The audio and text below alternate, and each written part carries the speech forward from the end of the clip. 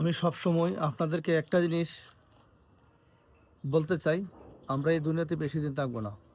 সবাই ক্ষণস্থায়ী, কেউ চিরস্থায়ী না। এই পৃথিবীতে যতদিন যেই বেঁচে থাকি না কেন, আমাদের একটা টার্গেট ইনকাম। প্রচুর টাকার দরকার। আচ্ছা ভাই, ওই টাকা দিয়ে কী হবো শুনছেন? আপনি যে এত টাকা রুজিও করতেছেন, এত টাকা কামাই করতেছেন, আপনি আজকে কোটি টাকার মালিক, হ্যাঁ, লক্ষ লক্ষ টাকার মালিক। ওই টাকাটা আপনার কি কাজে আসবে? আপনি কি একবার ঘুমাই চিন্তা করে দেখছেন? আপনার যে টাকাটা, এই টাকাটা কোনো কাজে আসবে কি না? আমি তো অনেকবার চিন্তা করে দেখছি যে এই টাকা আমার কোনো কাজে আসবে না। তো টাকা যেহেতু ইনকাম করতেছেন, এ পৃথিবীতে তো আর পূর্ণ জন্ম নিতে পারবেন না। জন্ম নিছি যেহেতু একবারেই নিছি, দ্বিতীয়বার জন্ম নেওয়ার কোনো সুযোগ নাই। তো খাইতেন, কিছু পড়তেন, ভালো কিছু পড়তেন, ভালো খাইতেন। এই জিনিসটা প্রত্যেকটা মানুষের দেবে।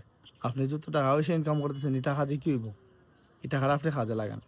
একটা খাটল গাছে যখন একটা কাটল পাতা শুকনো হয়ে নিচে পড়ে যায়, তখন ওই পাতাটার মূল্য থাকে না।